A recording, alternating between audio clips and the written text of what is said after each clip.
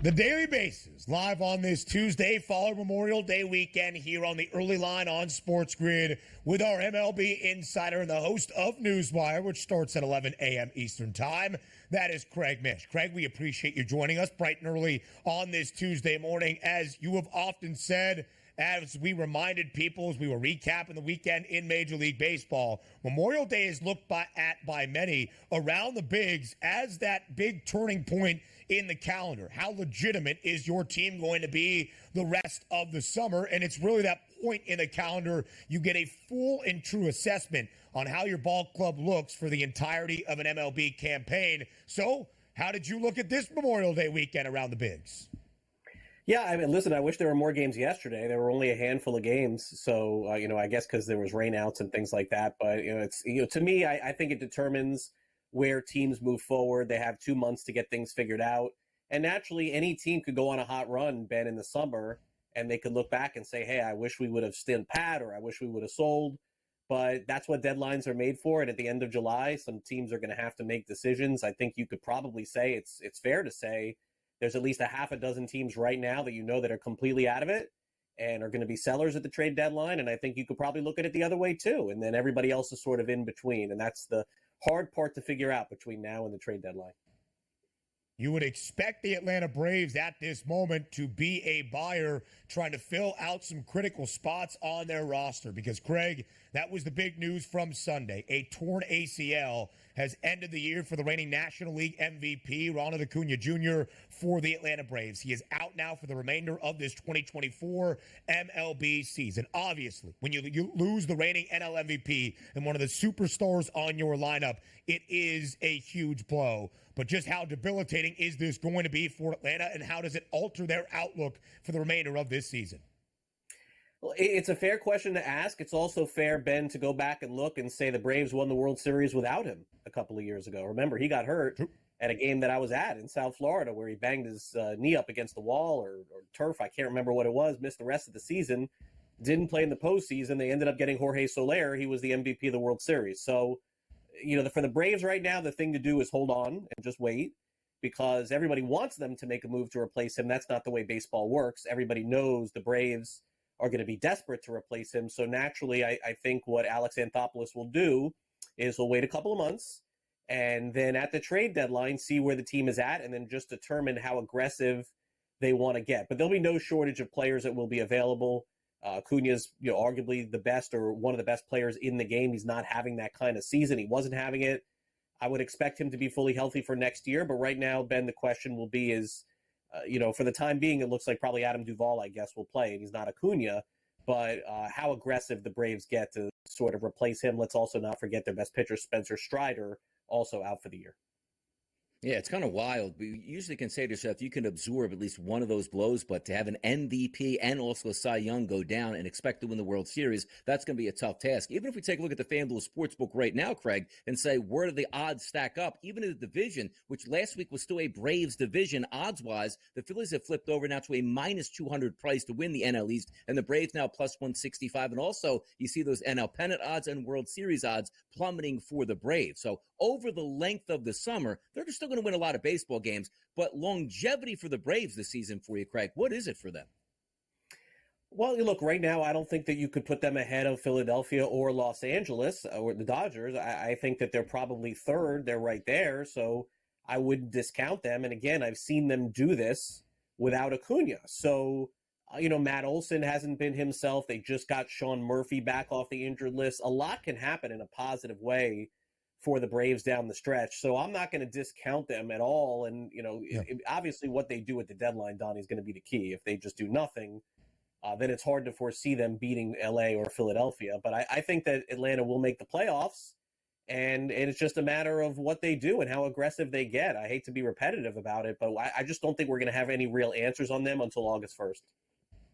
Yeah, we both said that we expect the Braves to be an NL postseason team. You never know what happens in a Major League Baseball postseason by the time we reach October in Atlanta, even with the season-ending injuries to Spencer Strider and Ronald Acuña Jr. They still are one of four teams around MLB with a three-digit price to win the World Series. 8-1, the number still on Atlanta. Let's stay in the National League at this moment, Craig, and look at the award favorites at this moment following Memorial Day weekend. Mookie Betts, the front runner to win the National League MVP award, but his teammate Shohei Ohtani in LA not all that far behind. Zach Wheeler from Philadelphia, the favorite to win the Cy Young. Shota Imanaga now minus money to win the National League Rookie of the Year and probably in contention for the Cy Young award as well. Craig, as you look up and down this list, how many other names should we be following in some of those key award categories?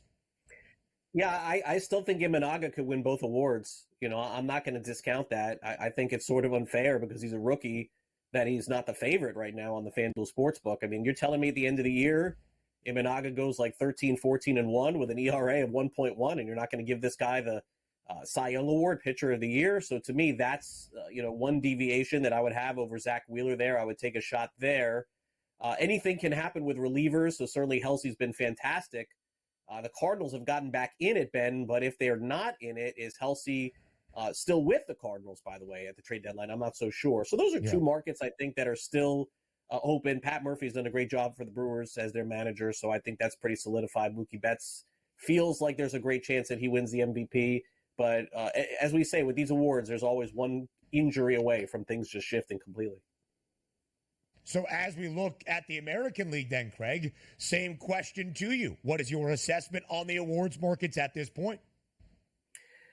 Look pretty solid, I would say there. Quartaro has done an unbelievable job in Kansas City. I mean, look, with the way that they're trending right now, they're on pace to win 95 games or something like that. Look, Skubal right now could potentially win the Cy Young. MVP to me is the one market I still think that is open. I would not guarantee Soto there. It depends on what happens with Baltimore. Obviously, right now, Judge has been the hottest player in baseball, so I wouldn't discount him as well. Yeah.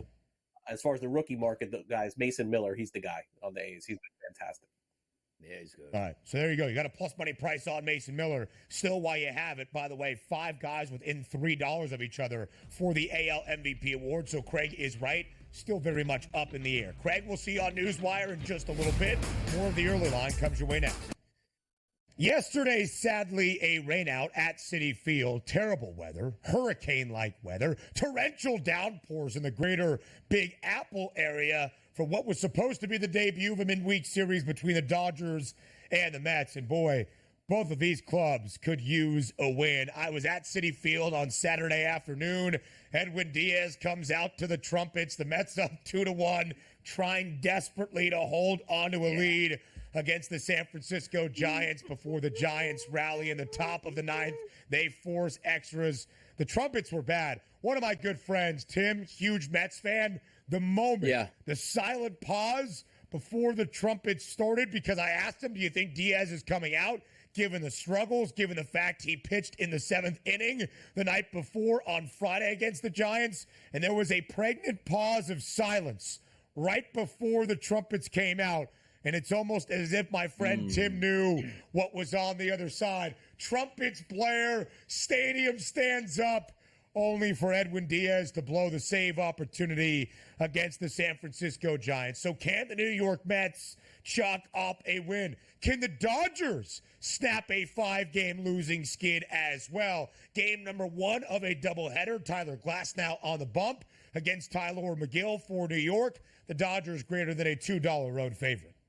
Yeah, not to go a lot here on McGill, but also, this is perfect, though, for the Mets. Like, you hear the trumpet celebration when Edwin Diaz comes out. Now, you know what it's going to, that can't happen anymore. You can't have that entrance, so now it's just going to be, wah, wah, wah, wah. That's the new trumpet celebration when you see him come out of the bullpen because you know you're going to lose. Now, granted, what happened with the Dodgers here over the past couple games, I don't know, but burning me in the RBI market, nonetheless, over the weekend. Shout out Teoscar Hernandez with 2 doubles and a rocket lineout, which got no RBIs because they can't score, get anybody on base. Where's Mookie Betts getting on base? Where's Shohei Ohtani getting on base? It hasn't been happening, but you should have some shots here against Tyler McGill. Now, having said that, that game probably going under because I can't trust either one of these offenses, and Glasnow, one of the better pitchers in Major League Baseball. And you're right, maybe an extra day to sort of sit back and say, all right, let's calm down. Things will be okay. It's 80 degrees with a crosswind blowing today at Citi Field.